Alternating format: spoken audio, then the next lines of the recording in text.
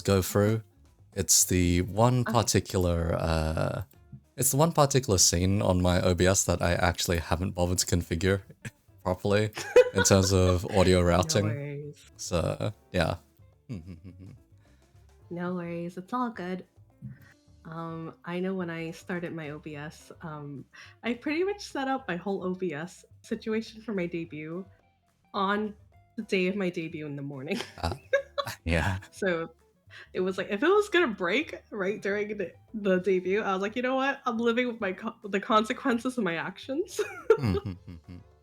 Let's see. I can't recall if it was you or someone else that, let's see, Kaisa was doing things for about a day or two before debut on stream. I was like, Kaisa was helping me do my slide design. I think the night before my debut. Yeah, that's right. That's what it would have been. Yeah. Yeah. Oh, we've got a couple of people showing up already for you.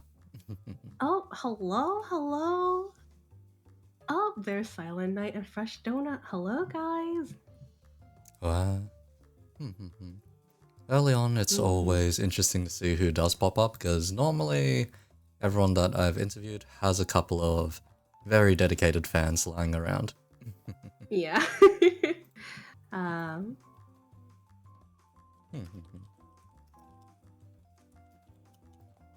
And yep, from what I can tell, yeah, you've got a couple of fellas popping up already. Hello, guys. I didn't even tweet yet.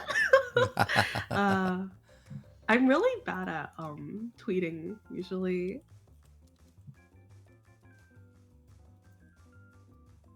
Oh yeah.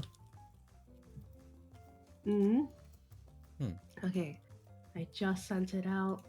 I'm bad at tweeting when I go live, is the thing. I'm just kind of always counting on people. Like, I'm like, I reminded you earlier in the day, and now I'm gonna speed over. Fair enough. Let's see. Normally for myself, I rarely tweet out when I go live. If it's a collab or something, then yeah, I probably will tweet out. But if it is just myself going solo, I'd normally just put it on, yeah, I'll just go live on Twitch. Whoever swings in, I guess.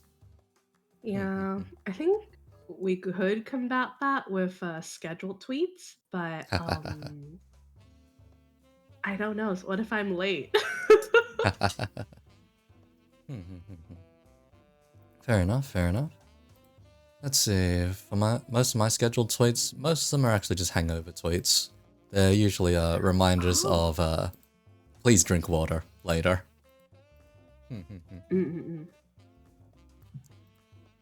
Alright. Let's see then. I'll get us started in just a moment. Gonna look over and make sure I didn't forget anything. Alright, thank God Streamlabs bot is actually working today. Let's go! for the whole past week, it did actually just refuse to work. Oh. Yeah, I had to disable it. I had to disable it and re-enable it a couple of times, actually. Alright, up. John with the hydrate already. Yeah, give me a sec here.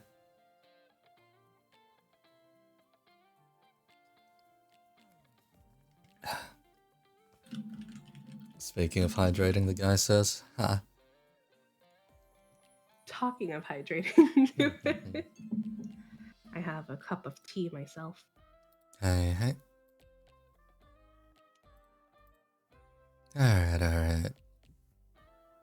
That should be just about everything in place. Which means we can get started then. Alright then, you ready? Yep. Alright then. So, easy question to start, very easy one. Do introduce yourself. That's actually one of the hardest questions for me because I'm really bad at talking about myself. But hello. Hi everyone, I'm Hiyumi Nao. I am a level 40 healer. who was an office lady that got isekai'd into an MMORPG she plays in her free time called Grand DT Online. I also do a lot of just chatting streams. I'm not much of a gamer. And so if you ever see me gaming, it's probably MMORPGs. Fair enough then, in which case, huh? More lore-based introduction rather than specifically content-based. Yeah, that works fine, that works fine. Most of the fellas on here... Let's see. It's normally just a quick overview of content followed up by a tiny bit of lore. I think maybe in a few cases here and there, they were particularly lore-heavy. Anyhow, I will follow up and ask, why specifically MMOs then, in which case? I love MMOs. I used to play a lot of them in my early adulthood, and I kind of wanted to pay tribute to MMOs, considering they're such a huge part of my growth as a person, if I'm being honest. But they're just also something I really love. And I did do content creation before, but I wanted to do a little bit more of MMO stuff because I never got to get a chance to do that when I was playing them. Alright, fair enough, but let's see, the two choices of MMO I've seen you necessarily play kind of surprised me actually, because they were names I heard maybe, I'd like to say half a decade to 7 years ago, and I was like, I'm a bit of a boomer. People still play these? Like, okay, like, first one that caught me off guard was definitely Raiders. I was like, this game? I thought the servers shut down. Eh? They did. I'm playing on a private server. Oi. I see. Okay, fair enough. Okay, and as for Dragon Nest, I remember playing that a fair bit myself back in the day, and I was like, huh. Oh. Damn, alright. Did you play on NA or the C server? I played on NA. I probably should have played on C, but yeah, I was on NA. Yeah, the NA servers are pretty brutal to people on the other side of the world if they were playing from Australia or anything like that. Yeah. Lots of unfortunate amounts of lag, and if you decide to play an archer character, yeah, that was pain. I didn't even choose the magic archer. I chose the physical one, so yeah, everything was pain. Oh wait, did you play the short range one too? No, I played the long range. That was my main! Oh, that must have been terrible for you, because I know how that plays, and if you are super far away when the boss mechanics happen, you're kind of screwed. Yeah, lots of animation locks. Good stuff. Oh no. Anyhow, dragging things back on board. What exactly inspired your design then? Actually, so my design, specifically the hairstyle, was inspired by my Dragoness character. She used to have braided buns, and I was thinking of a way that I could bring this hairstyle along with me. When I was talking with my designer Xiao, I didn't give her too many specifics. I only had pretty much 3 requests, which was 1, ginkgo leaves, 2, a wing motif, and also a double-sided hairstyle. And she could pretty much do whatever else she wanted. And low-key, I was like, if you could make it yellow. But yeah, so that was pretty much it. I actually had no idea what I wanted for hair color or eye color at the time when I talked to her about my design. So this is pretty much all of Xiao's ideas. Damn. Alright. Fair enough. Because I've had a couple of people come on here with more MMO-inspired designs before as well. Like, mainly the FF crowd, rather, instead. Actually, yeah, 2 of the Dragon VTubers that I did interview, both of them were very FF-inspired, come to think of it. Oh, I did have a little bit of inspiration from like overall RPG style or Final Fantasy. Oh yeah? Um, I've also gotten a lot of people telling me I remind them of Atelier franchise characters. Hmm. And I know Xiao herself loves the Atelier games, so I'm wondering if maybe Atelier had something to do with it. Let's see, let's see. Actually, yeah. Yeah, I can say that. I can say that. Mm. Because yeah, the main thing when I was trying to pixel art out your design was just that there are quite a few intricate details here. Oh boy, Yeah. this is gonna be rough to translate to pixel art. And then the part Yeah. that really got me was the hat. I was like, hats don't usually do Mm. too well unless they're like very over exaggerated. So I'm like, hmm. Yeah. I was like, oh, we're If I can confess, I actually don't know how my hat works. eh, eh. I don't know if it sits like a tiara. I don't know if it's like one of those Burger King hats, or like the little the little hats that they show the old school diner people wearing, or I don't know if it's supposed to be like a cap of some sort, and I've been too afraid to ask. Hmm. Uh, that would be really hard to place because half of it looks like it's a fabric material similar to the Mhm. rest of your outfit. Then it's like, uh. Yeah. But yeah, then you have all the extra like gold leaf motifs and the wing stuff as well. Mhm. Yeah. Fairly intricate design. It is quite nice though, I will say. Thank you. Especially the color choice. You don't necessarily see too many VTubers that go ahead and say, ah yes, yellow. Yeah. Yellow's actually not my favorite color, Oh yeah? but I wanted yellow and between all the healer colors, there's like yellow and white and gold, there's red, white and gold. You could also do blue, but I thought yellow would be really nice for the healer because I don't know, I just wanted to be a cheerful character for people. So that's kind of why I went with yellow. But I do like yellow, just not as much as people would probably think. Fair enough, fair enough. In which case, the typical follow-up for this I'd have to go with, especially because you are a rigging sibling, is how did you run into Cayman? Mm. How did I run into Cayman? So before debut, I was actually kind of struggling on what to do for riggers because I think everyone I was looking at was either busy or booked till the end of next century.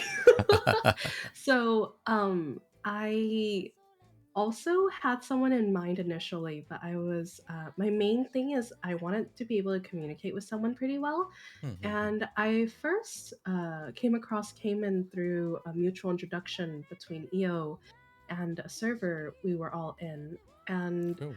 the more I talked to Cayman, I was like, oh wait, Cayman does rigging. And Cayman's great to communicate with. Why didn't I put two and two together? Because I did really like Cayman's work on EO, and I think Cayman always puts so much thought and effort into how a character is animated. So yeah, it was kind of like a no-brainer once I put two and two together. There's the fellow himself. Yeah. Oh no. Oh no. Hi, Dad. Oh no. Now I can't talk bad about it. I'm just kidding. Hey. Let's see. For myself, Cayman, I met by pure chance on a certain event. Mm. All of a sudden, didn't see him for a year. Saw him again after that with the same bunch of friends, and from there, lots of random meetups during random management stuff, pretty much. Oh. That's about as much as I can brief it anyhow. And yes, hey Cayman. Hey. Hey, Cayman, what's up? What's up? Uh, How you doing, Dad? I'm just reminded that last time he said call him father, I'm like, oh. I see. I think I call Cayman. This is so cursed. Go on, But go on. sometimes I call him K Papa. I don't think I've yet to call him K Daddy, but definitely Papa.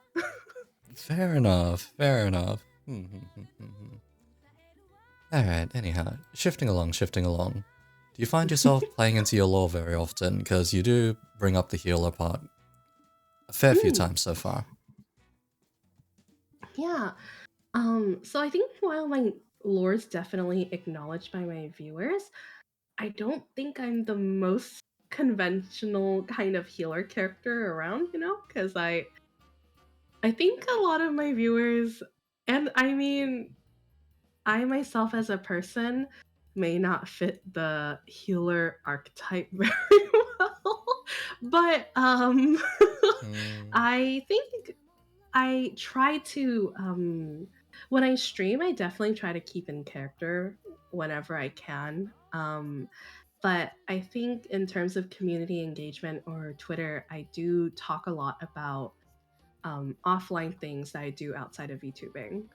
So it's kind of I try to play into my lore whenever I can, but usually I think my viewers know me well enough where they're like, "Oh, she's not really a healer. She's violent."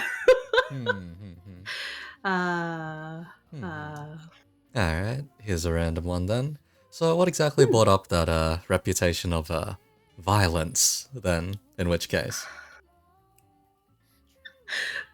So when I was first streaming and trying to get used to, being on Twitch more and kind of learning OBS, I played a lot of Raiders or Okay. Raider Z, and I was playing a cleric, right? Uh-huh. But as a solo player playing cleric, I can't really heal anyone Oh except no. myself. Oh no. So half the time I'm soloing bosses on my own, and I don't try to interact with other players because I just feel like I got this. I played this for years, so I know what I'm doing. So I can handle most bosses on my own. And people are like, she's healing them to death. She's healing them to death while I'm bonking these monsters with my staff. I see. And I think I'm just a little more aggressive than most people would expect. Yeah. I just remember, let's see, I think I remember one stream that I tuned in on, and it was, let's see, it was you and Renee, I think it was. Yeah, and Tetris. Yeah. That Tetris. So, can I just say we played like at least 10 rounds of Tetris, at least. The only round Renee won, Renee made it count. And now I can't shake this branding. And what might that branding be then?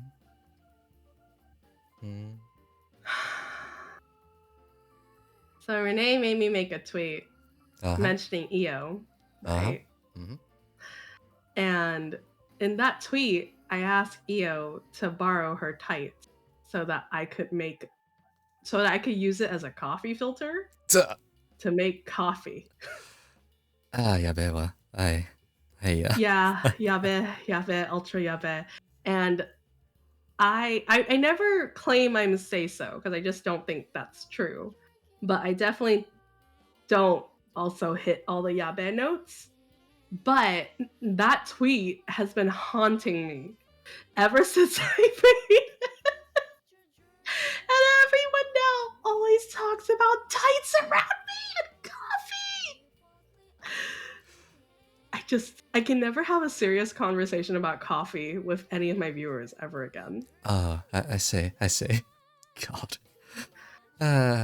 And it's not necessarily the worst thing I've heard tights being used for, but it's up there, I guess. It's up there.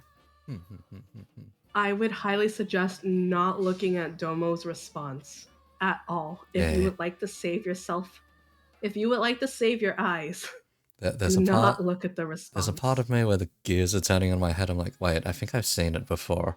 But part of me thinks, oh, I've probably Keep it forgotten it for the locked. better. Keep it locked. Don't recall. Don't recall it. Save yourself. Okay, fair enough, fair enough. Alright then. So for this next one, there's usually a very typical answer, and then there are some interesting answers to this one. So, what drew you to VTubing specifically? Out of any other content creation medium, out of any other community, why VTubing? So there's two parts. The first part that got me interested into VTubing was because a few of my friends started VTubing. And at the time, I wasn't fully on board with doing it just because I'm like, oh, I don't have time, or oh, I'm not a very good streamer. There's not, I can't imagine talking to people in a streaming sense necessarily.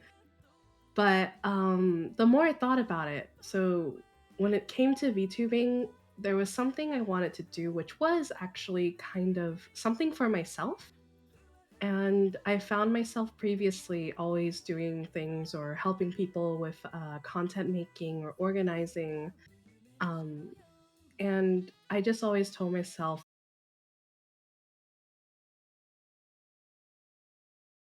Take 15 seconds, 20 seconds, so rewind that back to doing something for yourself. okay.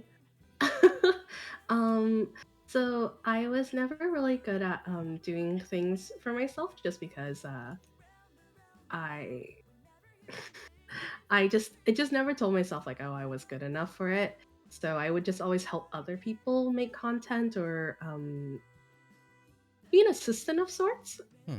But going back to it, I then kind of thought about VTubing in a way where I'm like, well, with VTubing, I'm not necessarily myself. I could be anyone in a sense. I mean, I still am true to who I am as a person, but there's just kind of, this thing where it's like, oh, I'm not, I'm Humi.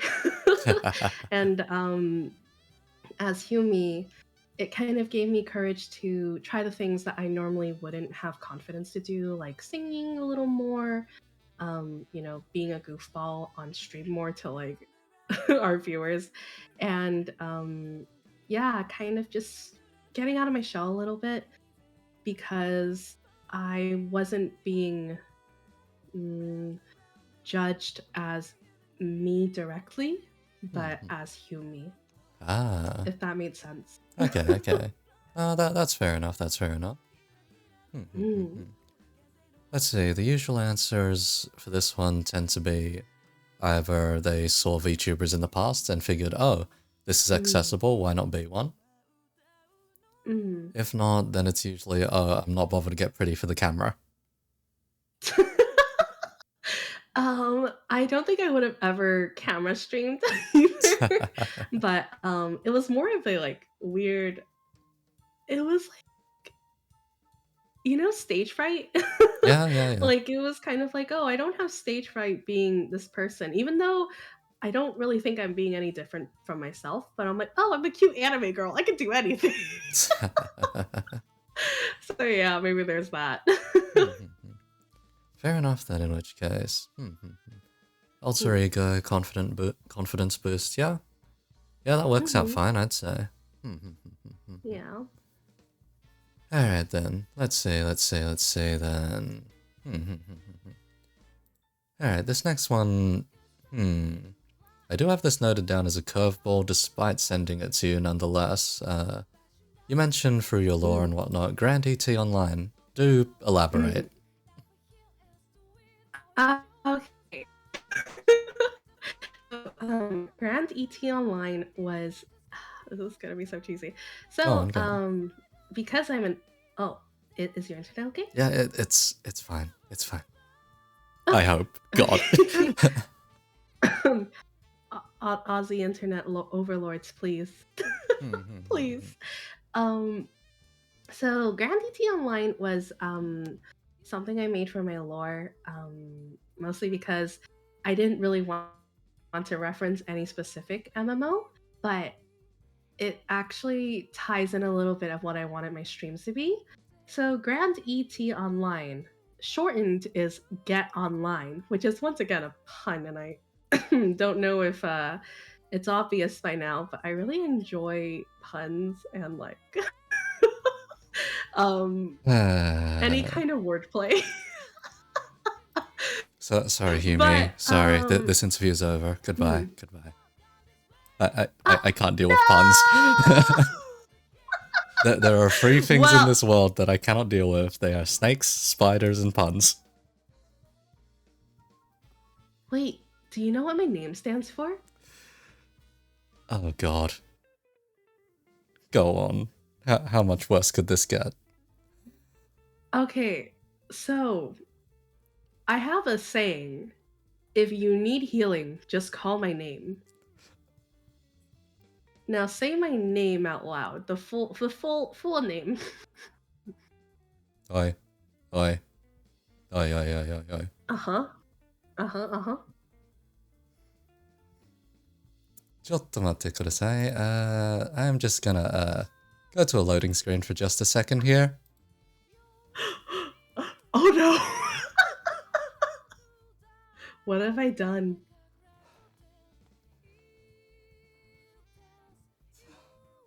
What in the flying fuck?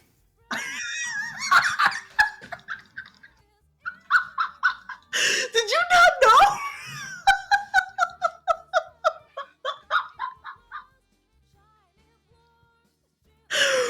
Did you not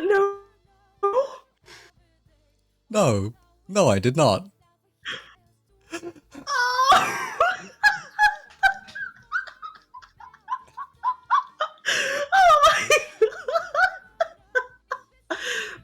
Did you need a drink? A shot?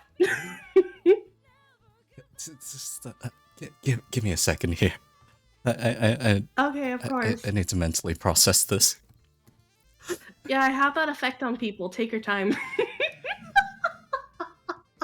God. Oh. You know, the best ones are the ones you don't get right away.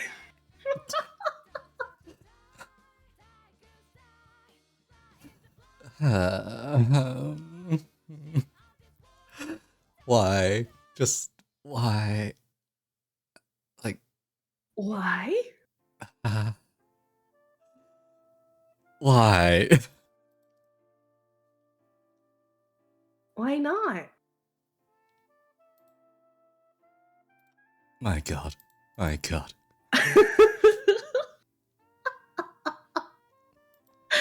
Oh my goodness. You have had the best reaction I've ever had to people figuring out my name.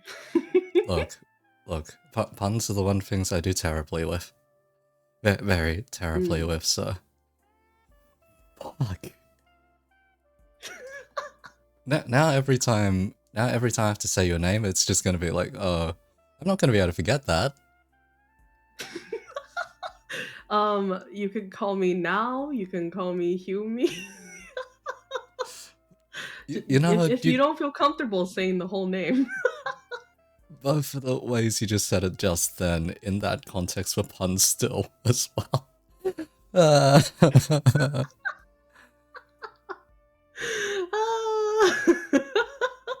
No one can escape. No one.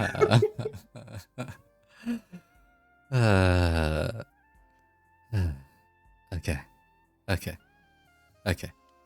This is fine. This is fine.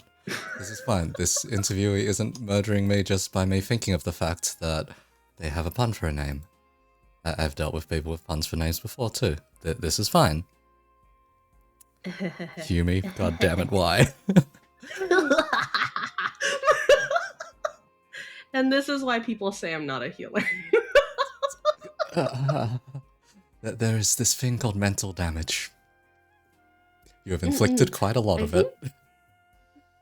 yeah, a lot of people say inflict psychic damage. Yeah, I'm starting to understand it a little more now. Yeah. Yeah, yeah, feels like it. Feels like it. Okay. You know, this particular internet connection is dying about as bad as I am right now, so give me a second here. We'll be right back No in worries. about 15 seconds as I swap this over. Okay.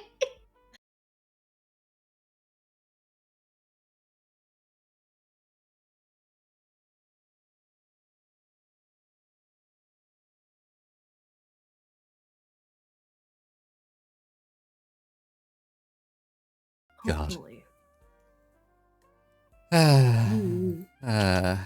God. Why? Why? Just... God. I haven't even finished my gratitude story. Yeah, do proceed, do proceed. Oh. So Grand ET Online is actually short. You know, like the short is Get Online, but the whole name is a an overall idea or concept I wanted for the way I streamed. Oh yeah?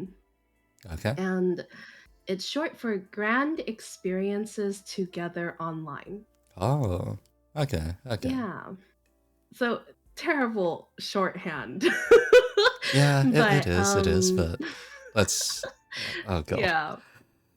The the overall meaning, I guess, I just wanted to one, bring back a little bit of nostalgia for the older crowd, or the people around my age, I guess, or my actual, yeah, I'm not actually level 40 in real life, but Okay. and just, yeah, bringing a little bit of nostalgia and remembering the good old times back in the day when we would play MMOs and you could complete quests, be the protagonist, make friends, and hang out on server raid calls. If you've ever had raid call, that's a throwback. Or uh, Ventrilo. oh boy. Yeah, and just kind of recalling those feelings. And I don't know, it was like when I played MMOs, it was always really fun because each week we'd go and kill or do a raid and beat the final boss and things like that. So I kind of wanted to bring back a little bit of that fun.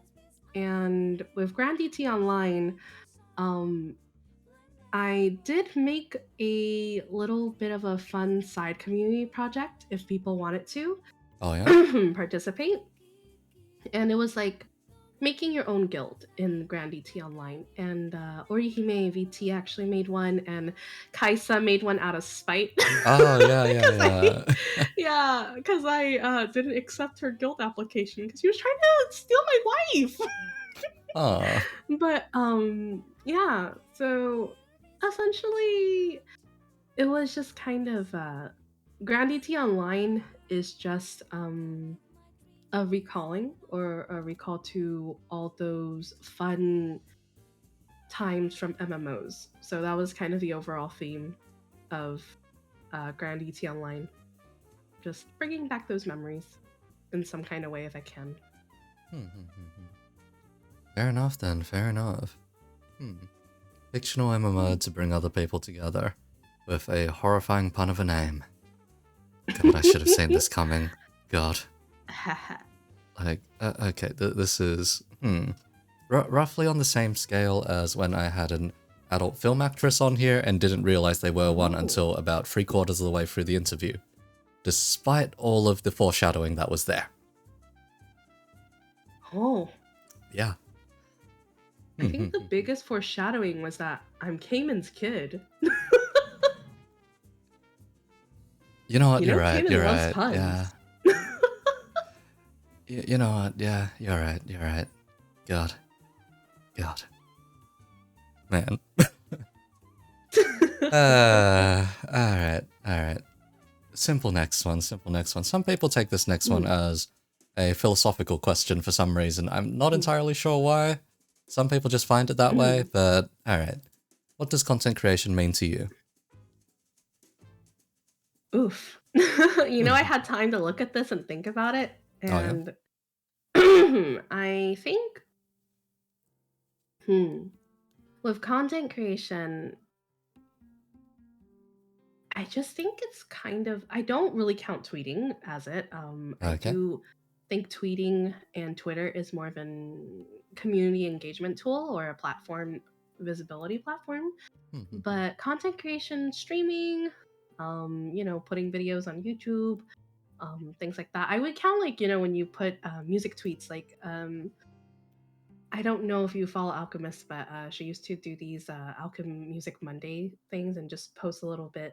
And like Renee does like Riffin with Renee tweets. So I think that does count as content. But Okay. if I'm just saying like parsnips are tasty, I don't really count those content. But it's hard to say what content creation means to me. Mm, I think it means something different for everyone, but in terms for me specifically, I think it's something I specifically think of doing for an audience.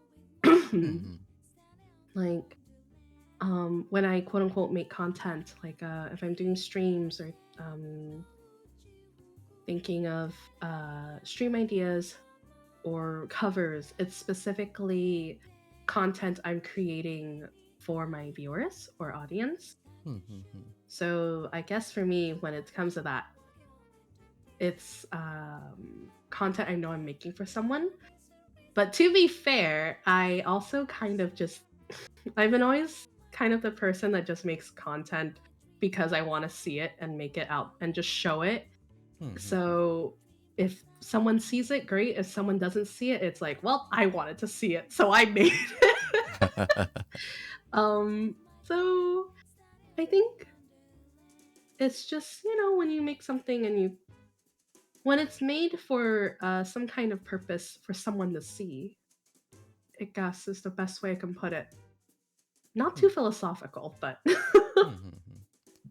That's a rather interesting answer because most of the ones I get are usually, oh, it's fun, or oh, rather than for numbers or whatever, they do it for the fun of it, or some just I find. mean, it's fun. I mean, I don't. It's making content for it myself is fun. So yeah. Fair enough, in which case, fair enough. Let's see. I did have a curveball question in regards to this one. This one is something of a new one that I haven't necessarily asked all too often or directly, so to speak.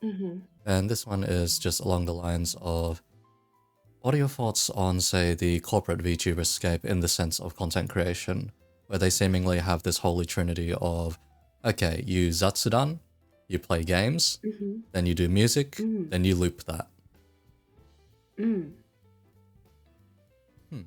I think I actually got asked this a while back, or what's the difference between corporate and indie? I think with corporate, there's definitely a little bit more of a formula to what things people want to see and reaching out to a mainstream audience. But with independent VTubing, it's kind of you can make anything. Like you can do anything you want, and as long as as if you have an you can make anything you want, and if there's an audience for it, they will find you. Is the best way I can put that. But I don't think that you need all three to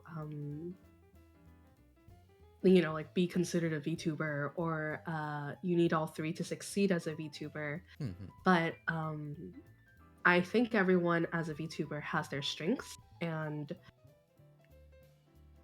as an indie, there's not necessarily a mold, I believe. I think you could do anything and explore what the medium has to offer. Like, some people have a story they want to tell with their character.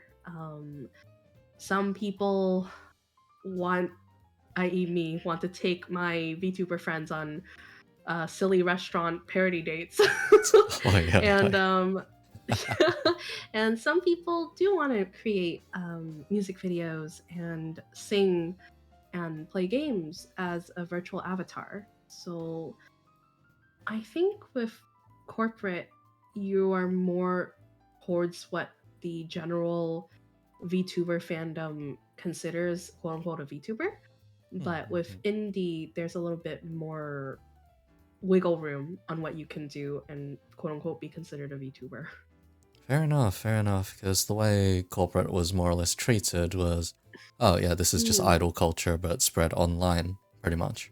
yeah. Mhm. The whole concept of debuts, units, generations, Mm-hmm. all those are very Mm-hmm. distinctly idol. The need to be able, or the need to be say so, idol. The Mm-hmm. need to be able to sing and speak in public, very idolish as well. Mm-hmm. So they're all matters which were dragged over from that side of things, and it is nonetheless Yeah. the entertainment industry, and that does make sense when you do bring it to streaming as well. However, I do Mm-hmm. find personally that indie scene has perhaps taken a bit too much to some of the concepts. After all, the next question I've got here, following along the lines in the Mm-hmm. curveballs, is what are your thoughts on debut culture? Do you feel they need to be a big explosive event or something quiet, subdued? What are your thoughts in general? I think debuts at this point, I think everyone expects. So there's a typical debut formula, right? Where actually no, there isn't a typical one, but generally the slides. I know like slides are definitely one thing that no matter who I've watched the debut of, they have slides. um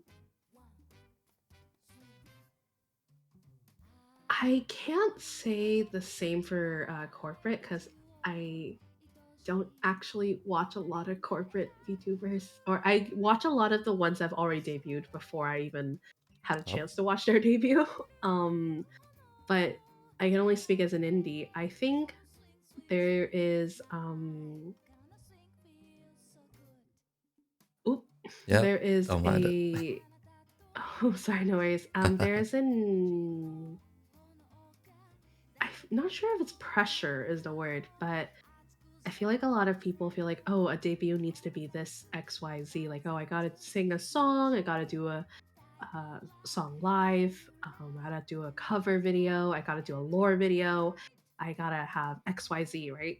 And I also have seen more people just going, I'm gonna stream first and see if this is for me and do it later and do the debut later when I'm ready to have that big event. Uh-huh. Um, I think you a lot of people are for whatever reason, I don't know, sometimes there doesn't need to be a lore. Some I don't think you have to have lore or all the fancy bells and whistles to have a debut. The most important part to me from my understanding is a debut is kind of just presenting yourself and introducing what you do. I think a friend helped me best when I was preparing for my debut that it's just a showcase of what people can expect. But I also realize with debuts, you can give a small showcase, but I don't really think sometimes it's helpful because I feel like, oh, now like people are gonna expect this from me, but three weeks later they're gonna be like, this was not what I expected when I first watched her debut. So I get concerned because I know I see so many people sometimes bring out all the bells and whistles and then realize streaming isn't for them Ah, and quit earlier than expected or graduate earlier than expected. So I can't it's a hard thing because I feel like if you debut, you it is a big financial investment as well. And sometimes I feel like people should figure out first if this is for them before doing that showcase. But that's just me because I I have a very I'm just kind of like, if I'm gonna drop a big financial investment, which I think a lot of debuts are, Mm-hmm. I want to make sure it's something I really really want to do or really think I'm going to commit to All right. before launching everything. Sorry, I'm not sure if that was a good answer. No, no, that was quite a good answer. It's pretty much going over the resolve required to necessarily go Mm-mm, through with, say, long-term commitment for streaming and whatnot. Because for VTubing, mm, it's kind of that thought of, oh, I'm maybe 1 year ago, so give or take this time last year, mhm, as long as you mhm, tagged on yourself as a VTuber, you almost got mhm, instant popularity. These mm. days, the world is kind of flooded with them, to the point where they actually Yeah. had a very noticeable impact on Twitch metrics. Yeah. Like, no, no kidding. Not just, not just the pandemic itself and all that, but actually just the advent and VTuber boom had a ridiculous impact on Mm. Twitch metrics. It was pretty crazy in that regard, because suddenly there were a million more to Twitch's community in a certain month, we'll just say. Mhm. Yeah. I mean, we got a tag on Twitch. Yeah, yeah, yeah, yeah. But yeah, it is that resolve after dropping, say, that financial investment, which is fair Mm. enough, because debuts these days, if you do go ahead with them and want to make them explosive, stand out, crazy, huge affairs, then yeah, usually you'll need a dumb amount of stuff attached to it because of the drummed up expectations these days.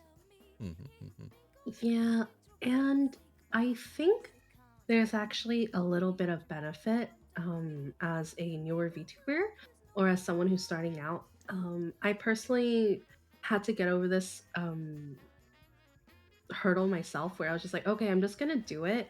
And it's not gonna be exactly the best, but it's the best I can do. And maybe I'll work a little bit towards it. So when I do my debut, it'll be quote unquote more impressive. Or be like, ta-da! See, look, I worked really hard and all the cool things now. Kind of thing. But Okay, yeah, I okay. understand. Yeah. Because here's one very odd bit of irony, actually. Hmm. If you look back at idol culture as well, you've got the corporates and you've got the indies as well on their end of things. And Mm. indies are usually very grassroots. Normally, they'll just manage, or they'll normally just be having gigs at one specific place or two specific places at once. Mm. And they kind of foster a community there and slowly build up. And then corporate Mm. idols will immediately just go boom, release a hit single, go absolutely nuts with Mm. whatever, then potentially fade from Mm. obscurity, maybe die on some random radio show. Mm. So it is that kind of comparison where when you think indie idol, indie VTuber, growing with your community Mm. is more important. And that does lead me to this next question here, which is just, Mm. what are your thoughts on needing to do community engagement outside of streaming itself? Mm. I definitely really like engaging with my community, and I worry a lot about parasocial relationships. I we'll get to those. It's yeah, we'll get to those, right? But I think it's very much one of those things where, for me, a big part of streaming is also engaging with my viewers, and genuinely, I do want to get to know them. And it makes me happy whenever I see someone I know from Twitch now, like, oh, they're also in my Discord, or they're saying hello to me on Twitter. And it's a really nice experience. I definitely want to, because I know my viewers make time out of their day to watch my streams.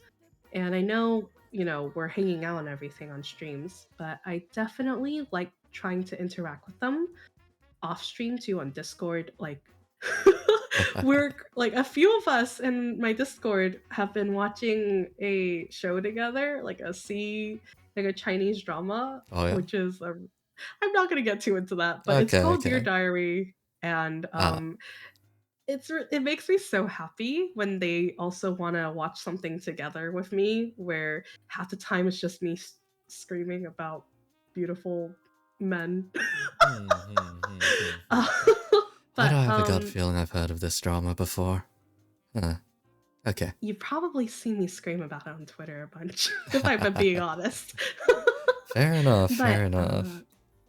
yeah, I think community engagement's nice because I do want to provide some comfort, and it's like grand experiences together online. So I do like catching up with my viewers and kind of getting to know them more in my Discord. Like we have also a food posting little chat, and I sometimes I really love when I see like, oh, my viewers are eating this, or if a viewer in a stream mentioned like, oh, you should try this kind of food, I'll keep it in mind, and sometimes I'll post to be like, hey, I tried it, it's good, kind of thing.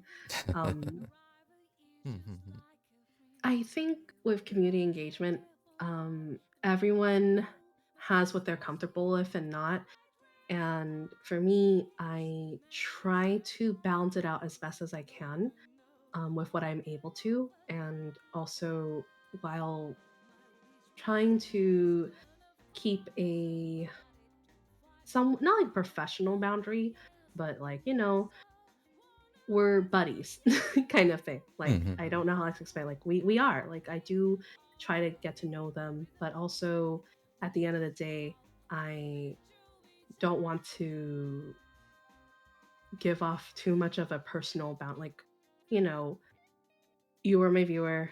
I care about you, but not necessarily like in a personal friend way. But I do think we're friendly, and like I do know them, kind of thing. But not like they may not know me personally still. Like there's still a little bit of give in that sense, I guess. Fair enough, fair enough. The easiest way to think of it is, let's see, you have your personal friends, then you have your work friends. Your work friends are the people you see maybe a couple of hours a day, maybe on your lunch break, and then you go back to work. Yeah, that's a really good way to put that. It's also like those friends, from high school when you're like, oh, we're friends in this class, but we'll never hang out outside of class sometimes. Oh boy. Yeah. Oh, there is a concerning message in the comments, which is just you finally learned some basic cooking.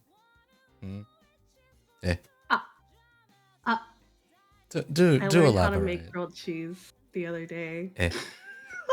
Eh. Okay, tell me if this is cursed, right? So Okay. I used to make grilled cheese this way, where I would just like toast the bread, the two slices, and then I'd put the slab of cheese, like I'd put the cheese in the middle of the two slices, and I put it on a dish, and I stick it in the microwave for like a few seconds. it's it's kind of like a grilled cheese. The bread is cooked and the cheese is melted. Buddy. Hello? Buddy. Buddy. Yeah. There was also a week where my roommate is the cook of the house. Okay. I'm very good at instant ramen. And I think Twitter and chat was definitely concerned for me those days, because I was like, oh, there's nothing to eat at home, but there's bread and there's eggs. I can fry an egg, but yeah, it just was one of those things where I was like, my cooking skills are like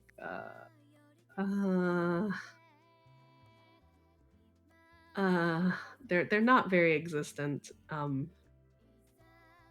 learning though. I see. I'm learning.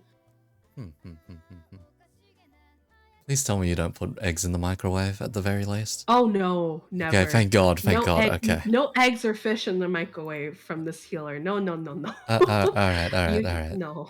You're better than one. I can fry an egg. Okay. You're doing better than one of our siblings at least. Which one? Oh boy. The first one I interviewed, so Blue. Oh. Yeah. How does one put it? When I learned that the guy microwaved eggs, I just didn't let him near a microwave again. Understandable. Yeah. I wouldn't either. I can probably figure out hard boiling an egg, but I'd probably overcook it realistically. Um, but I can poach an egg, kind of. Fair enough, fair enough. Yeah.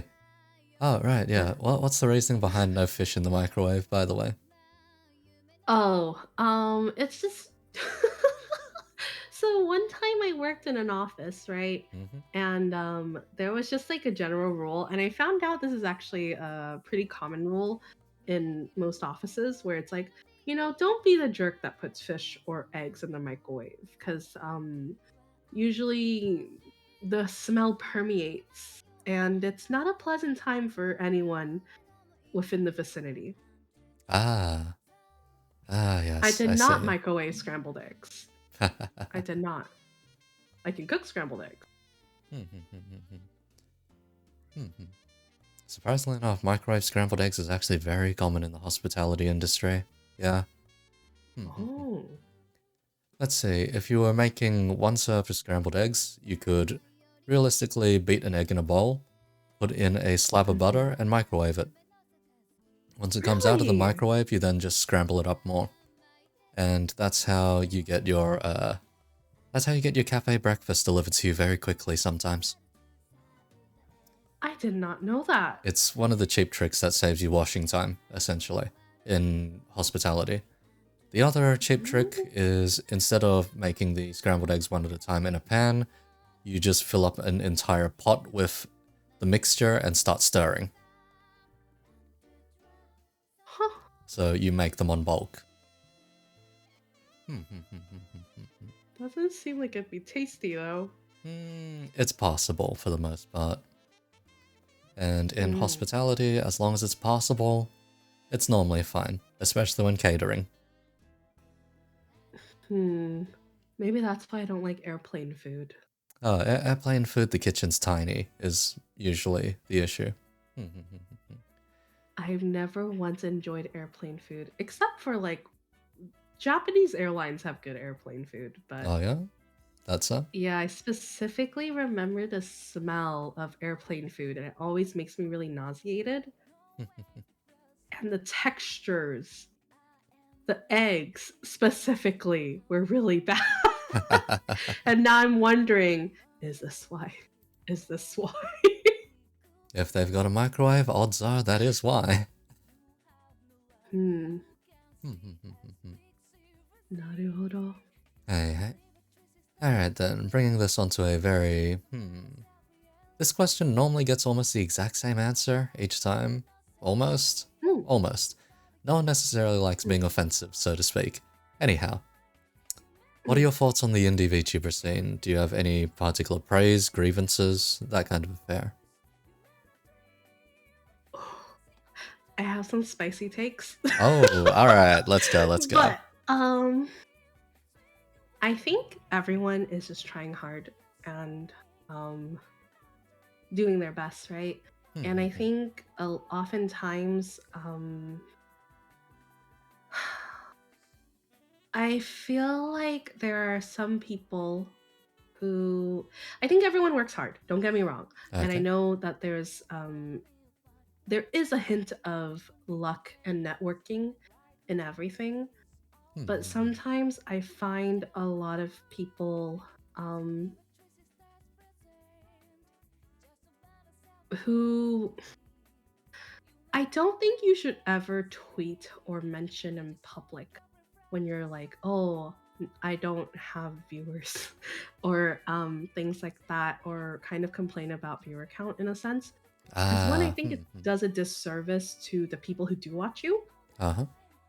And two, I'm curious what the result you want from that is. Because I hate to say it, if you do that, some of course you might get people who be like, "Oh no, like I want to help out," and will follow. But I don't think that's exactly the best way to grow either, and I think it kind of is a detriment in the long run. But there are things that there are resources and there are things that you can do to quote unquote better yourself as a streamer. Mm-hmm. I know it's not the easiest thing, and I know myself, I'm very fortunate. I'm extremely fortunate to be in the circumstance that I was, because I had so many friends who quote unquote were successful VTubers and who could help me personally.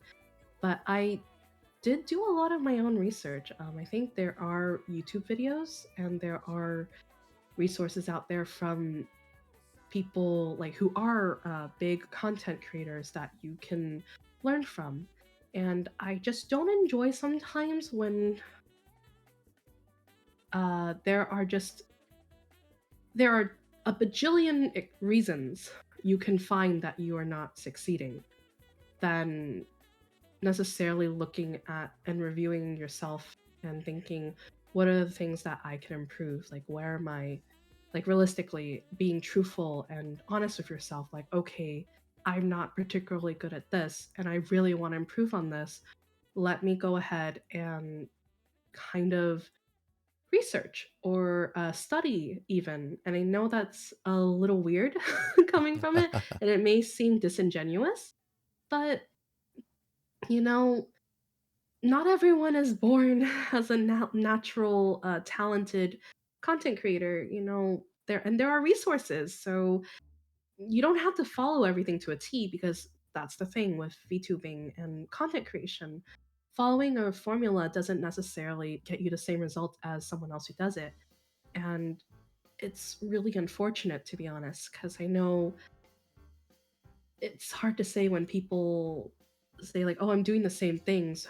Why am I not getting the same results?" But Mm-hmm. it's not a one size fits all, and there are other things that people have different strengths, and I think it does take a little time to find them. And I think it could benefit getting a little bit more introspective at what you can do, and it's not necessarily there is that question then of like, oh, I can do this but I don't want to, right? Ah. But at that point it's kind of like, what do you value more here? Like, what is it? Why are you doing this? What is it that you're doing this for, kind of thing? Like, if it is for quote unquote commercial success, right? like Mm-hmm. then that might be the path you have to take. But success is also different for everyone. Like, I Uh-huh. I definitely know, for me, like, my success is for me to have fun. And if I even have, if I have even one viewer and they're just having a good freaking time, I'll be like, yeah, I'm doing great. But some people want more than that, and some people do want the numbers and do want to make it like a uh, a career. Mm-hmm. So I just think people sometimes, I wish people in the indie community wouldn't blame XYZ on why they're not doing great, Mm. but rather than that, spend a little more energy on focusing, what can I do to be to get better? Like, what are the things that I can do? Because sometimes money isn't the answer. Sometimes it is just purely changing a little bit of the content, or just a little bit of more tips that you can use. Like, I definitely try to never have dead space. So for me, I personally go like, oh, I'm really bad at improvisation. So I sometimes have a list of, things I like. If I'm stuck, I could be like, oh, I could talk about this, kind of thing. Just little things, right? Like, it's a Mm-hmm. little bit goes a long way sometimes. Yep. So that's my one spicy take, I guess. It was But quite the long take, yeah, but sorry. nonetheless, let's run it down. Let's break it down a bit. Okay, so in a nutshell, forget about the extrinsic, focus on the intrinsic is more or less what that take was. Don't worry Yeah, necessarily sorry. about metrics, what other people are particularly going about. It may not necessarily be Mm, your particular route to success. Heck, mm, as you placed it, what is success to you? Some people want to make that money, Some people are here for the fun. The people that, surprisingly enough, the people that are here for the fun of it usually do end up the most successful, because when you're having a good time, usually someone else out there probably likes the fact that you are having a good time and enjoys that themselves. Yeah. But it is that matter of... No, that's perfectly fine. If this was an interview back on my old radio job, I may have just cut you off partway through, interjected, or just thrown you out the window after the interview. Anyway. Great. Since we're on my own platform and I don't necessarily need to care about that, yeah, that's fine.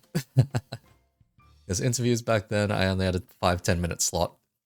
And yeah, those were very compact and usually had to go over complex scientific theories in less than 5 minutes. Oh no. Yeah, it was a wild time. It's what you get when you're educational radio. Anyhow, yeah, in that regard though, it is something of a more producer perspective, I suppose. So someone who's more someone who's more often in the backline rather than in the limelight, I suppose. Where normally you're thinking more so back of house, how do we improve this? How do we step forward? How do we make things more efficient, brighter? What can we do for the talent or yourself, rather? The view that you may have been positing is anyone whining about their numbers may particularly feel entitled because they've done X, Y, and Z, whereas X, Y, and Z aren't meant to be a guarantee, but perhaps a strong push in the right direction instead. In which case, then I'll ask about, let's see, what are your thoughts on streaming consistency, in which case? I'm not consistent at all. But I think consistency is important for growth. I mean that's just the facts, right? It is very much so. If someone can count on you to be there at this time slot at these days, like naturally that's kind of how you grow and get more audience or get a more committed audience, I suppose. I myself am not good at it. And I think I've just been very honest with my audience where I'm like, listen, I'm a guerrilla streamer. But yeah, I think also consistency is good, but I think just letting your audience know like what's going on, or like if you engage with your audience outside of streaming, I feel like that kind of helps when you're not consistently streaming as well, so they don't feel a particular drought. Fair enough. So rather in that vein of transparency as well, in which case. Alright then. Next one's quite simple, considering you did mention the audience. So, what kind of audience do you think you personally attract? So, what do you think comes to your streams? And for anyone who is part of your audience in the chat right now, what kind of audience do you think you guys are? I honestly have no idea what kind of audience, because I have so many different people come to my stream, and I also know the time zones. Time zones don't mean shit to a lot of people. I'm so sorry. Time zones don't mean anything to some people when they're like gremlin hours. Let's go. But audience appeal. I think probably people who are in mid, like if it's like age bracket. I think I talked with EO about it a little bit, where we had characters that would probably appeal more to an older audience because it's a little bit reminiscent or nostalgic, because that's kind of how my character kind of looks like one of those characters in the older MMOs, like Ragnarok or Maple Story, or not Maple Story, but like Dragoness, Fly for Fun, yada yada. But oh god. Yeah, haha, I got you. But yeah, I think I appeal to people who used to play those games when they themselves were younger. Um, so yeah, maybe young adults. I can't say for sure, um, like if there's a particular like if gamer demographic, because I don't game much. I just talk about food all the time. If you've ever been to my streams, half the time I'm talking about how much I want to eat something. uh, I don't know. I don't know if I don't know if anyone has made Eco feel this much pain. I don't know. I'm sorry, Eco, if I'm Don't, causing you physical pain. don't worry, don't worry. There have been very interesting interviewees in past. Yeah, yeah, very interesting interviewees. Ah. Let's see, so general audience one is, let's see, Gremlins, Coffee Lovers, Chaos, Pee Pee Poo Poo, Weebs. yeah, Weebs. Sounds about right, sounds about right. Huh. Let's see, Cayman wants the stash. Care to explain? Oh. Um yeah, so I do this fun thing, right? I have a redeem on my channel. Mm-hmm. Hold on. But. Oh, Christ. Hello, Eco. How are you doing today? Oh, Lord. Why? Hello. I see. I'm old now. I see. Mhm. Oh, Christ. Dad asked for this, not me. You've managed to age older than Dad. God. Huh. That's how anime works. Oi. But yeah, I don't know. I don't know exactly what I appeal to, but people say my streams are comfy. So maybe people who are looking for I'm not exactly a low-key streamer either. um People who are looking for a good time but not necessarily a laid back time. Okay. There. Fair enough. And wait. Cayman says redeem Caitlyn Oh, too. Eh. oh wait. Hold on, let me bring out Dad. Or our sister, Eh. actually. Oi. Ah. Hold on. Can you see her? Eh. Oh my god. Huh. Yeah. Damn. Alright. Yeah. Alright. Give me a Mm, sec. I'll just shift you up a bit on stream. yeah, I'm just gonna keep There her you go. here. Oh This is my. Kate. Okay, I was not expecting that at all, actually. Yeah, I carry her with me. Oh She is boy. one of my familiars in the game. Buddy. Mm. Fair enough. Alright. This next one is, it's probably the most interview-like question that I've got on this list. I ask it anyway, because Mm. for some reason, VTubers seem to answer with roughly the same three things. Roughly. Mm. We'll see if you can dodge all three of those typical answers, anyhow. Okay. Alright, so what are your goals for the future? um, This is pretty much me going down and being like, okay, you want to apply to our company, where do you see yourself in 5 years? That is the rough equivalent of this hopefully question. having life figured out. I'm just kidding. Figure out life. I'm just kidding. I so three goals I have. Um, this is a tough one, but one of them definitely was to make merchandise because I mostly because viewers keep asking for it, Oh, and damn. I definitely want to be able to give it to them. Hmm. Eco, they've asked for a Daki. Man, Eco, man. But if I can do that for them, that would be great. Oh my.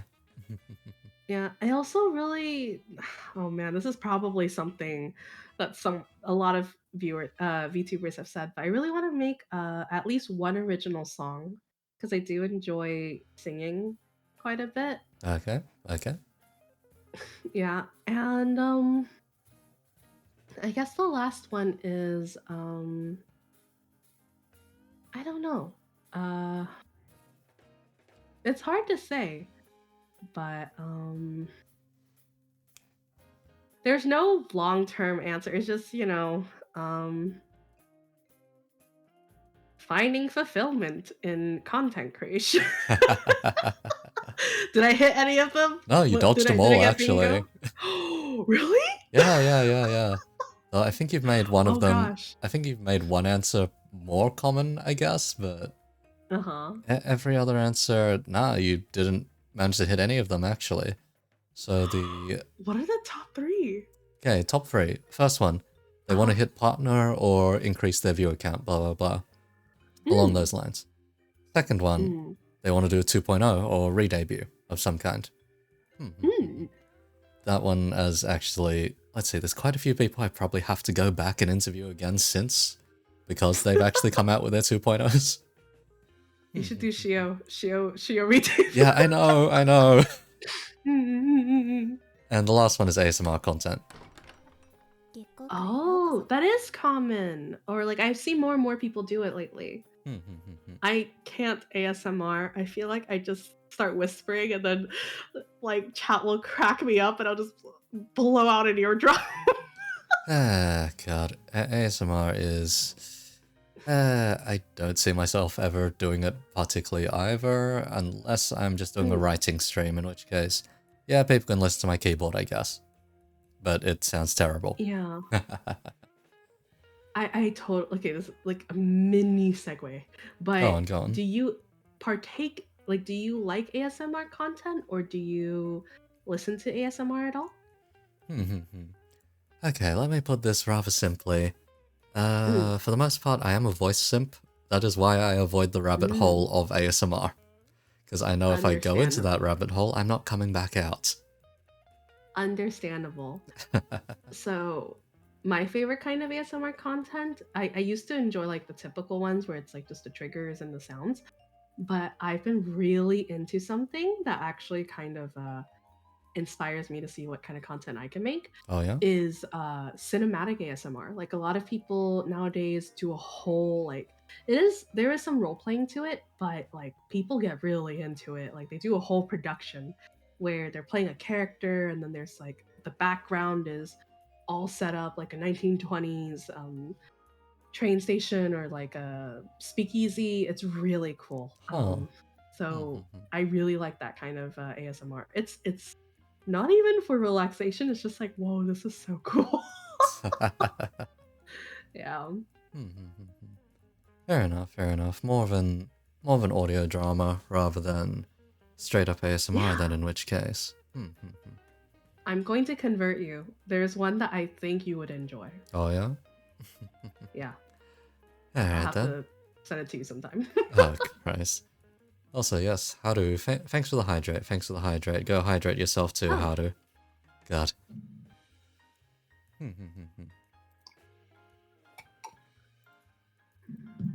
Alright. In which case, this next question may hit a bit closer to home, I suppose. Perhaps. Considering you have mentioned said person recently, what are your thoughts on graduations? Yeah. Okay.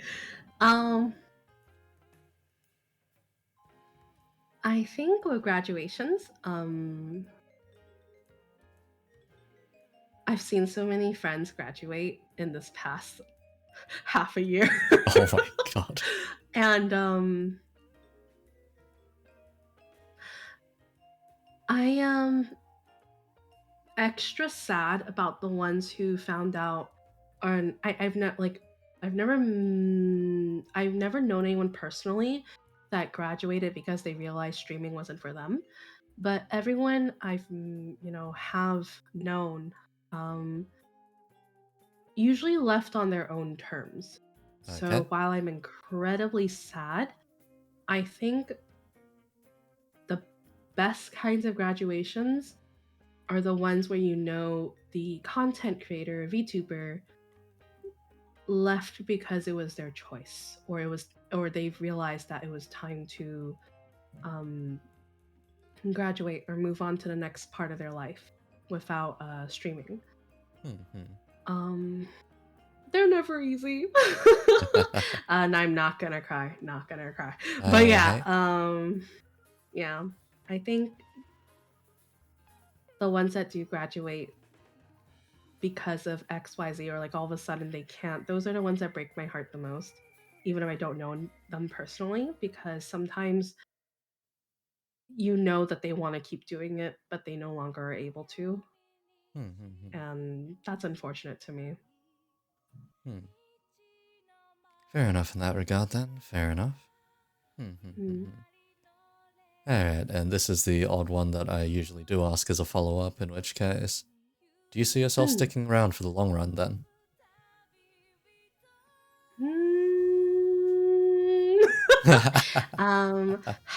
Oh no, there's so many viewers here. I'm just kidding. I'm not leaving anytime soon, guys. Don't worry. I think, I don't know, like with graduation, like I think some people go into it with a game plan. For me, I actually have two. I'm more of a like general ideas kind of person, as you may have come to realize. So I don't. I think I will be. There's no foreseeable exit plan or anything like that. If that's at least somewhat reassuring for people. But this is where she announces her graduation. If I can admit one thing, I was very, very, very close to actually having. I did consider graduation, though it's not for anything in regards to streaming. It was like a life choice, but I kind of made the right call in my opinion. I'm glad I stuck around. Okay, fair enough. Let's see, I think my own personal game plan goes complete opposite to that kind of, have a game plan, I suppose. It is just outlast everyone else. Be the last VTuber standing. I'm very much just gonna see how long I can push this and see just the longevity of this whole affair. Why not? See it from start to end. Yeah. Because, why not? There ought to be someone out there which can just tell a bunch of stories about VTubers they've seen in the past. Why not? I've had, what is it? About 39 plus interviews at this point, give or take. God. Let's freaking go! That's amazing! God. And if I start thinking about the ones I've done on radio too. Oh man. Causing yourself psychic damage there, buddy. Look, to be fair, I was going to interview Cayman on radio at one point because I was like, I'll see if I can't get him into the office sometime. And then it turned into, yes, COVID.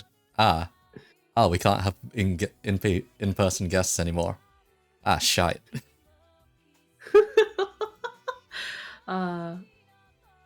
Did you know Cayman has like the best Aussie accent whenever I talk to him about mozzies? What mozzies? Oh yeah. He just launches into the most Australian accent I've ever heard. Oh boy. I'll need to hear that for myself sometime. Cayman, please. You stood Cayman up? You stood Cayman up? No comment. No comment. You stood our papa up? Why? Which time was this? Fuck. Why would you do that? Look. He kids. See? This is fine. Okay. Naruhodo ne. Say. Tell me, Cayman, I got you. Oh my god. Say the word, Cayman. I got you.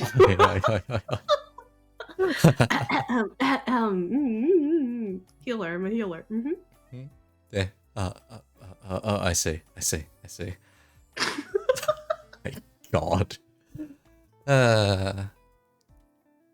Yeah, I suppose so, Gaiman. I suppose so. Let's see. Wait, I didn't leave this particular question in my lineup? Huh, that's strange. Guess I'll shift on to this other one then. So, this one applies more broadly to content creators in general. What is your feelings on sponsored content? So, if you're paid to promote something, so to speak. I think that sponsored content, if you're gonna do sponsored content, I really hope it's actually something. I don't know. It's one of those things where I'm like, I know we have to pay the bills, right? But I personally think for sponsored content, there is a little bit of consideration to the audience that, like, this is something you are quote unquote shilling out to them. It should be something that you at least remotely enjoy or do believe in. Okay. And I'm gonna keep it at that. Yeah. So if you got approached by the Raid Shadow Legends one, would you just ignore that email? Or would you just give it a shot for the sake of it? I'm gonna shoot myself in the foot. But man, I'm sorry. I don't know if there's enough of a paycheck for that, but man, I tried it. I when a homie gets sponsored by Raid, I'll download it and play it for like the 5 minutes so that they can get the thing. But bruh, I can't. I'm so bored every time. I've watched that intro cutscene so many times. I'm like, and every time I'm just like, the dragon didn't have to eat that lady. They really didn't. But I guess that's that. That's your takeaway from Raid? Oh my god. Okay. Fair enough. Oh, I may give it a Christ. shot. It is a pretty fun game, all things considered, but I wouldn't be able to push it personally. I'm sorry, Raid. If you see this, I'm sorry, my bad. You know what? Alright, fair enough. Alright, let's see, because the particular question that I did have to ask usually came to what is, like, when it comes to watching content yourself, what do you normally tune in on? I used to tune into EO streams. But I see. Okay. But I do really enjoy let me take a quick. I do watch a lot of my friends' content, and sometimes I'm on Twitch and I'm just like, what's in the recommended? And I do follow a lot of more facecam streamers than I do VTubers. I do try to make it a point to find other VTubers that I can support that are not just my friends. I really enjoy. I don't know. I'm a big sucker for aesthetics, but if it's comfy vibes is what I go for. Like personally for me, because I can't stick to streams very long sometimes, or I'll have it in the back while I'm working. And for the streams that aren't my friends, I like to go for comfy ones or like people that I think are super cute that I just get recommended to from Twitch. But I also really love Ludwig's content. I don't know if you know who that is, but I enjoy watching YouTube clips a lot. I think clips are what kind of introduce me to people, and then I will try to catch one of their longer streams usually. Fair enough then, fair enough. And likewise for this question, it normally comes with the other half of what kind of content do you enjoy doing yourself? Mm. Um, I enjoy. My friends say I have really cursed ideas, but hear me out. I just like trying new things or not necessarily innovating. Maybe it can be considered that, but I do a lot of just chatting, right? So I'm always thinking, how can I make this kind of fun or different for my viewers? Okay. So I recently came up with an idea of doing more like once a month. I really want to do a community event where I have viewers spend all their redeems points for Eh. doodles. Oh. I and I don't know. I had that one collab with a friend where we were eating at a restaurant or jokingly at a restaurant, and I thought that was really fun. Like pre-planned content is kind of silly and then improvising along the way. Yeah. I really like doing just chatting because I'm kind of a rambler, as you can tell, and I can go on forever and ever if I'm not stopped. Fair enough, fair enough. But yeah, that kind of more pre-planned, more gimmick-heavy content. Can't say I say that Mm, too often when it comes to indies for mm, whatever reason. Normally for indies, I normally have to go on about games or I have to go on about music, but for the more mm, staged kind of theatrics, I suppose. mm, Those I find not so much in in high supply, so to speak. mm.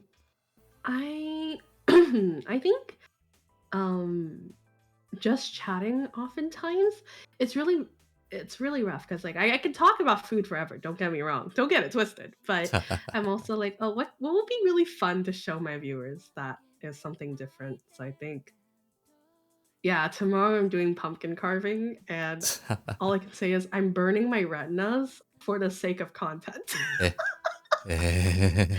Well, all I can say is I learned to green screen, and it's a time. But yeah. Oh boy, oh boy. Also, yes, Raina, thanks for the hydrate and the stretch. Alright, the cute butterfly princess. Close enough, anyhow, but I.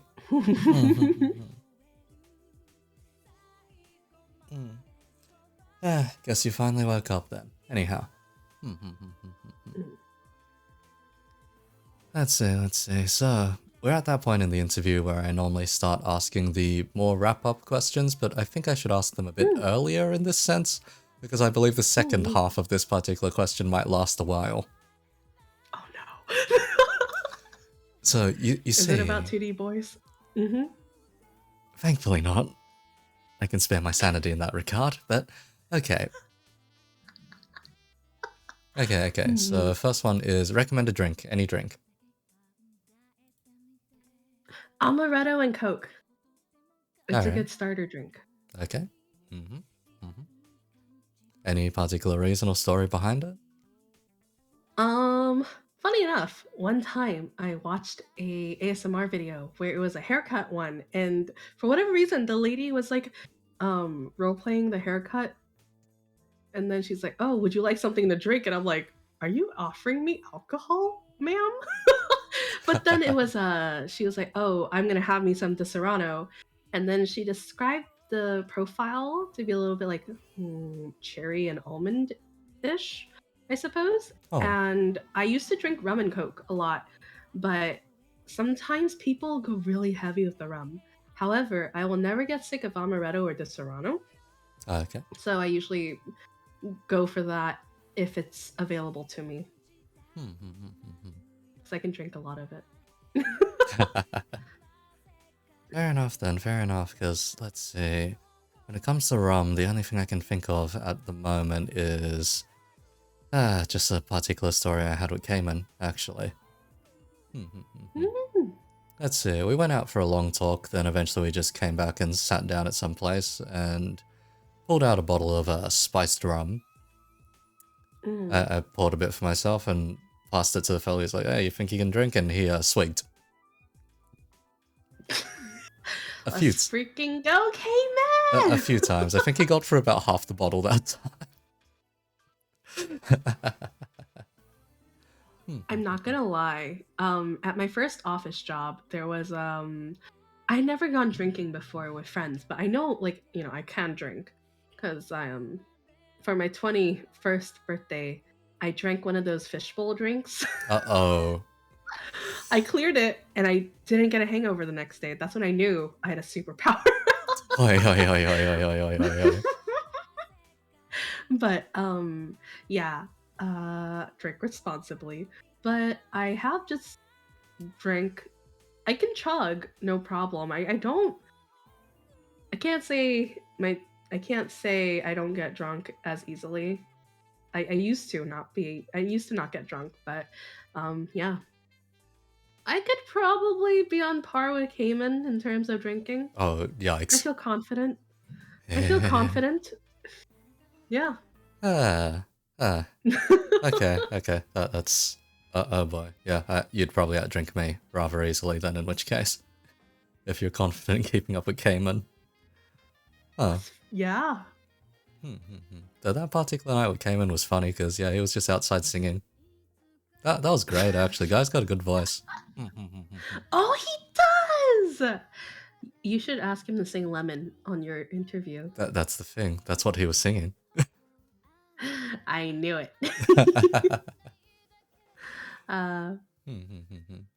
Yeah, I think the worst time or like alcohol really hit me was when...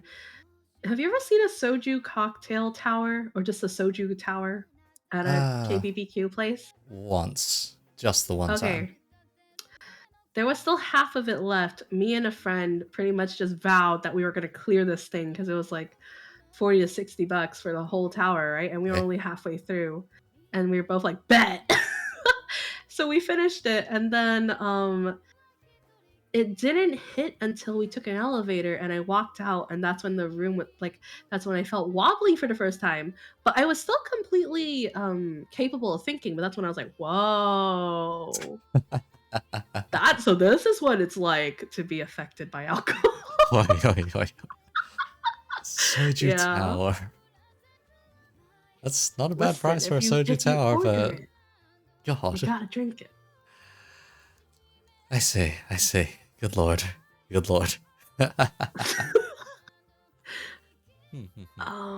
I've also chased... Have you ever had Fireball? Yeah. Good stuff. The worst idea I've ever done was chase Fireball with a hard cider. Why would you do that to yourself? Listen, cider... like apple cider, like the hard cider and Fireball. I was like, oh, it'll be like a cinnamon apple-y kind of experience. It was not. It was not that at all. Wait, were you actually expecting like a Macca's apple pie or something out of that? No, I was just expecting like, oh, it'd be tasty. It was not tasty, but I still kept doing it. Wait. Wait. What was the taste like then, in which case? I don't like Fireball, so it just tasted mostly like Fireball. I chugged the cider to get rid of the taste of Fireball. I see. Good lord. Imagine having a toddler. Oi, Cayman. No. Also Var, yes, thanks for the hydrate and thanks for the stretch once again.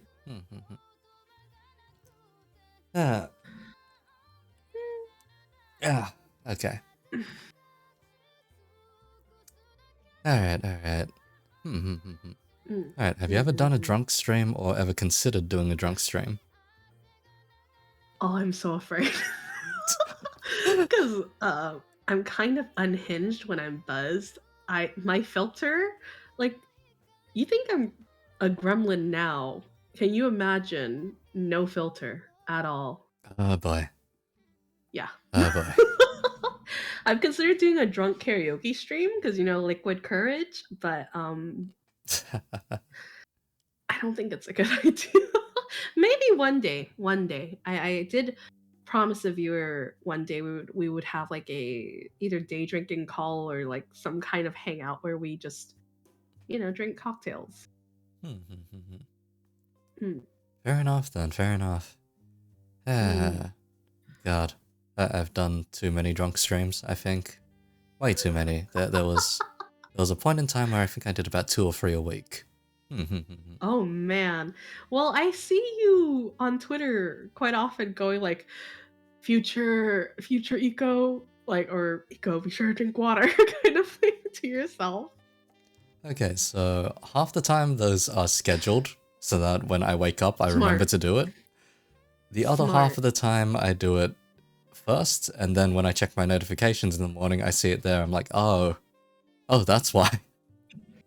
I think the worst thing my biggest weakness is when I'm drunk and I have Twitter in my hands. I can form thoughts. I can form coherent thoughts. My fingers, however, cannot type. So Ah, I look a lot more drunk than I am when I'm tweeting while inebriated. yeah. Yeah. Fair enough then, fair enough. God, Mhm. man. Yeah, we'll see one day if that ever comes around. Good lord. Yeah. Ah. Yeah. Oh boy. Alright. Now, the second half of this question is why I figured it might take a while. And that second half Oh. is simply just recommend some food. Any food.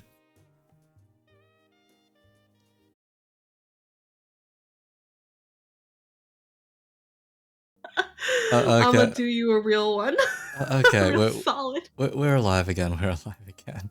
God. Oh, welcome back. Let's go. So yes. So, food recommendations. Mm-hmm. Should I mention savory or sweet? You can go for both. Why not?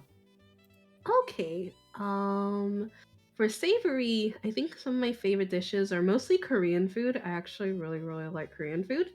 I also really like Japanese katsu curry. Okay. Um, Salmon sashimi. I probably would fight a bear and win for salmon sashimi. Ah. I see. Yeah, Oh man. it's pretty. Yeah. When I go to an all-you-can-eat sushi buffet, I think I should just take the whole plate of salmon sashimi and let them do the refill because that's realistically what I'm Oh. gonna be eating. Oh my. Yeah. Um, I also really like savory. Oh, I really like roasted carrots. Mm-mm. Oh yeah? I'm a huge fan of root vegetables lately. My roommate introduced me to parsnips, and yeah, I've been eating nothing but carrots and parsnips lately. They're really tasty. Eh. I also love zucchini.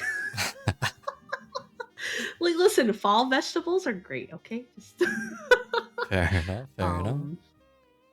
For sweets, I can go on forever, but my ultimate favorite go-to indulgence is specifically Haagen-Dazs vanilla ice cream. Haagen-Dazs, if you're watching and you want to sponsor me, I will talk to the heavens about how much I love vanilla ice cream from Haagen-Dazs. Yeah, I really love Haagen-Dazs. Any specific um, reason for Haagen-Dazs then? their vanilla ice cream is just the best. I can't put it. Okay, so you have the standard vanilla. It tastes good. It tastes nice.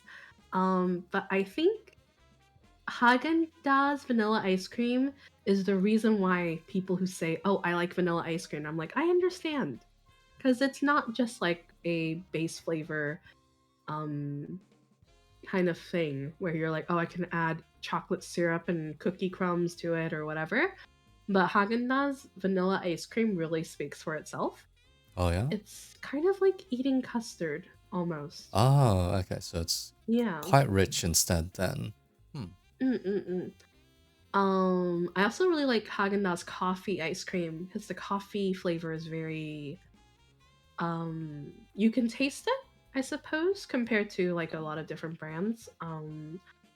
I like Haagen-Dazs ice cream for the most part because you can really taste the flavors. Like they're not just like, oh, we added caramel to this base ice cream kind of thing. It's like, this is specifically caramel ice cream kind of thing. Okay, okay. Yeah. I also really like cake. I'm not as big of a pie fan, but my roommate makes amazing pies, I have to say. But cake, I really like fruit cake with Okay. like the syruped fruits and whipped cream. Honestly, I just really like whipped cream. um, my favorite dessert of all time is actually called Serradura. Oh yeah? In Hong Kong, it's called sawdust pudding, and I think it's a Portuguese or Macau dessert. Um, and it's essentially digestive biscuits, like Marie or Vicky's or Viddy's. Sorry, Viddy's biscuits, crushed bits of them, and then you layer it with a layer of the whipped cream and condensed milk, and you Oh. just make multiple layers of it, and it's Okay, pretty okay. tasty. Alright, yeah, Yeah, I've it's had my that go-to before, I thing. think. Yeah, yeah, yeah. Yeah, it's delicious. Oh, Reina, you've had it too? It's so good. It's like I don't know why. I mean, I get why they call it sawdust pudding because the crumbs kind of do look like it, but it's an indescribable texture because the cookies kind of get a little bit the moisture from the cream, and it's kind of almost like a little bit of cake, kind of. I recommend it. Please try it. Fair enough, fair enough. Wait, where'd the obsession with whipped cream come from? So I'm lactose intolerant, That's one way to and I start. don't. And I'm always I just don't care. I really love whipped cream. I don't know. It's like a little bit of sweetness, and yeah, I don't know. It's just it's I do enjoy dairy products, but heavy whipping cream. I would never eat it or drink it by itself, but whipped cream, I don't know. It's like a little bit sweet. Sometimes there's like a little bit of vanilla infused into it. Most of my favorite desserts have custard or whipped cream or a more vanilla taste profile. So I think that's kind of, I don't know. It's just rich, creamy, and sweet, but without like added fruits or syrup or things like that. Yeah. Fair enough, in which case, fair enough. Mm. Let's see, how far in the end of sweet do you get though? Because, let's see, how about say something like a panna cotta then? I love panna cotta. Oh boy. I see then, I see. I recently had something called a cereal milk panna cotta, which it really did taste like cereal milk, and it was paired with a bit of blueberry reduction or jam Okay. and a bit of like granola crisp or whatever. It's good. It's tasty. Panna cotta is great. Oh my. Alright, yeah, that puts you on the side of very, very sweet tooth, in which case. Oh yeah. I do have a sweet tooth, but I'm not a huge fan of candy, believe it or Ah, not. Like I don't find myself craving candy, which is why I say I think I like the richness from creamy sweets than more so the sugar. Because I okay. don't like cotton candy actually. Like I don't like Alright. cotton candy caramel usually. Like I like caramel with things, but not on its own. Yeah. That makes sense, that makes sense. Yeah. Alright. Let's see. This one is an odd follow-up I kinda just thought of, actually. How do you normally have your coffee?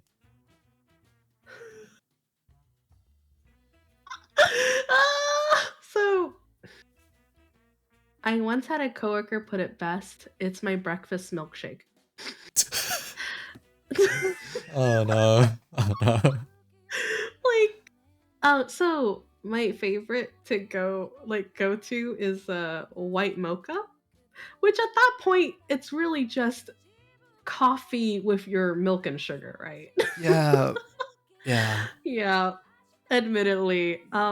So he would always so there was a time where I worked near an office that had Pete's, and every morning on cue, I would walk through the door with and this is in the summer, I'd walk through the door with my iced white mocha, and he was all like, "Oh, so your breakfast milkshake, the same order as usual?" And I'm just like, "Yes." Yeah, what's it to you? Oh, I see. yeah. I don't I don't enjoy coffee for the coffee flavor. I enjoy it for the caffeine, and that's why white mocha usually just works well because it's kind of just a creamy sweet drink with caffeine. Yeah. Oh boy. Oh boy. Fair enough then. But Fair enough. with that said, when it comes to tea, I actually don't like putting add-ins Huh? for it. Like I Eh? usually just like my tea plain. Okay. Hmm. Okay. Yeah. What would be your go-to tea then, in which case? Genmaicha Huh. and oolong. Fair enough. Fair enough. Mm-hmm.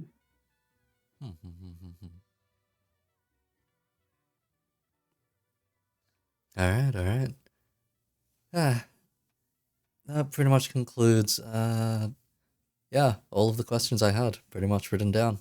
Woohoo! Hey, you got through all of them and a couple of curveballs, actually, surprisingly enough. I was very nervous about those. Yeah, I didn't toss the full-on, complete, totally brutal one, at least, but don't mind it. I appreciate it. Let's see. Did I have one last sweep? Make sure I didn't forget any of them.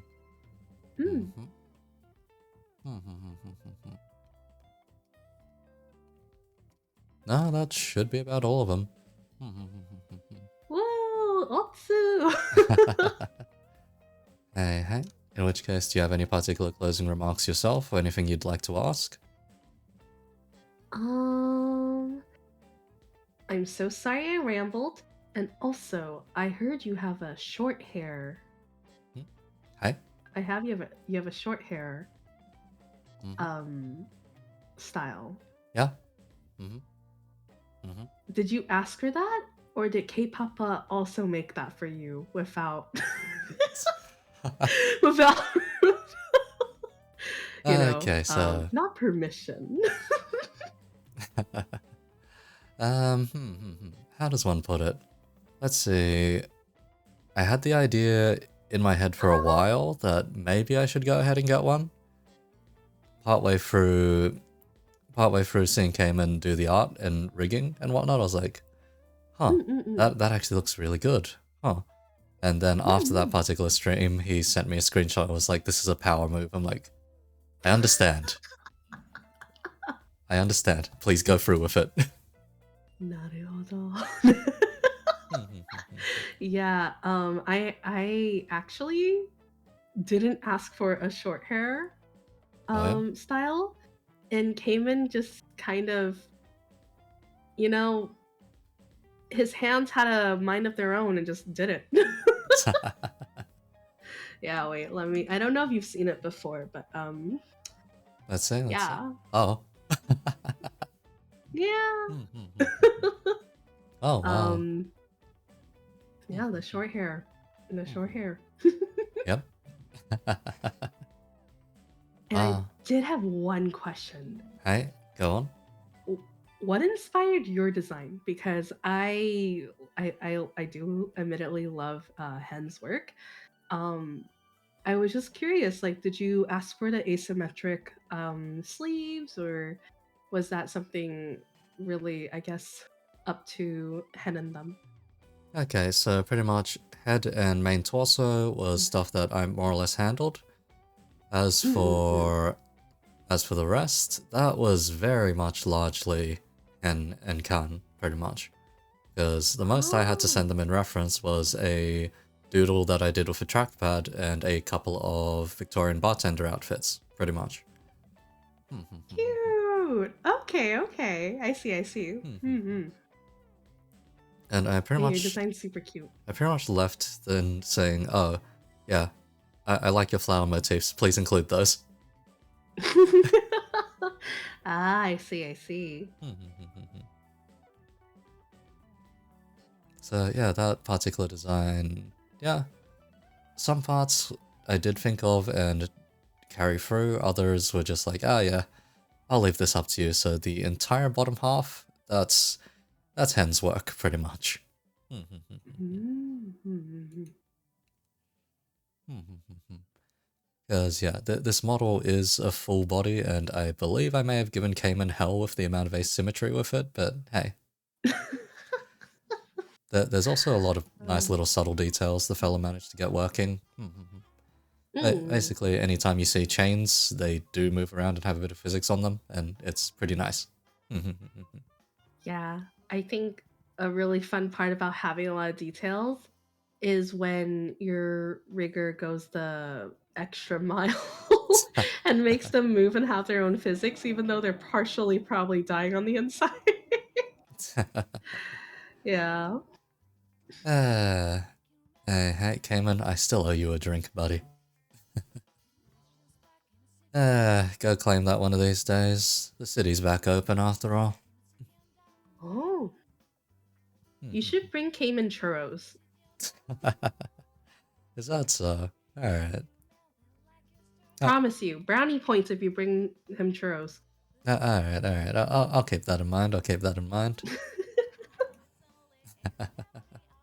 Alright, yeah, the cocktail physics. Oh boy. Yeah, Cayman really did go quite wild with this. Because there Mm. is one particular arm that I have, where if I do pull it up, let's see. There is a cocktail here. Oh, let me see. And it does move around. Oh, yeah! That is so cool. Anyhow, let's see if I can't find someone that is streaming at this ungodly hour and someone that I'd like to. Oh god, there's 27 people I know streaming. Let's go! It is a week. It's a weekend night, you know? I guess. Let's see. Mm. Alright. Okay, I figured someone that I very rarely get to raid instead of the other way around. Give me a sec, I'll just check that stream.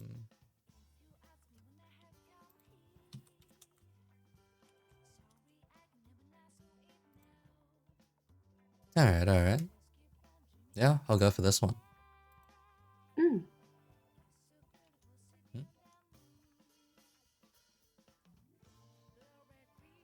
Thank you all for coming!